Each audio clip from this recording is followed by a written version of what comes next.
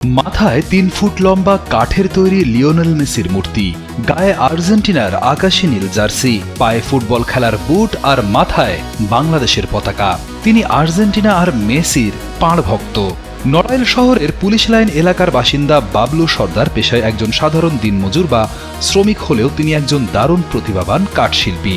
ছোটবেলা থেকেই তিনি আর্জেন্টিনার অন্ধভক্ত। প্রিয় ফুটবল জাদুকর লিওনেল মেসির প্রতি তার ভালোবাসা এতটাই গভীর যে টানা ৩ মাস ধরে দিনরাত অক্লান্ত পরিশ্রম করে তিনি নিজের হাতে কাঠ খোদাই করে তৈরি করেছেন মেসির একটি চমৎকার ভাস্কর্য বা অবয়ব।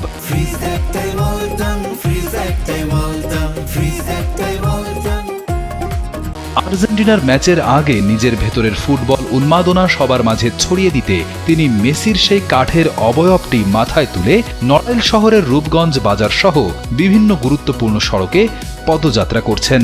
এই চমৎকার দৃশ্য দেখে রাস্তার সাধারণ পথচারী, স্থানীয় উৎসুক মানুষ অবাক হয়ে যান। অনেকেই বাবলুকে থামিয়ে সেলফি তুলতে এবং ভিডিও করতে ভিড় জমান। বাবলু সর্দার জানান, প্রিয় দল আর মেসির প্রতি অকৃত্রিম ভালোবাসা থেকেই তিনি কাঠের ওপর এই তারকার রূপ ফুটিয়ে তুলেছেন। তবে এর কাজ এখনো কিছুটা বাকি আছে। তার খেলা দেখে মানুষ সেই সময় মুগ্ধ। আমি ছেলে মানুষ, ওই সময় বৃষ্টির মধ্যে গড়তে আনন্দ পাই। আসলে আমি ভক্ত হলো বাতুস্তা ক্যানিজার ভক্ত, তো পরে ম্যারাডোনার ভক্ত, আর এখন দেখি দলের ভক্ত হতে এমন অবস্থায় পৌঁছেছে। মেসির খেলা দেখে এত মুগ্ধ হয়েছি যে তার জন্যই আমার ভালোবাসি একটা ভাস্কর্য আমার তৈরি করতে যাচ্ছে।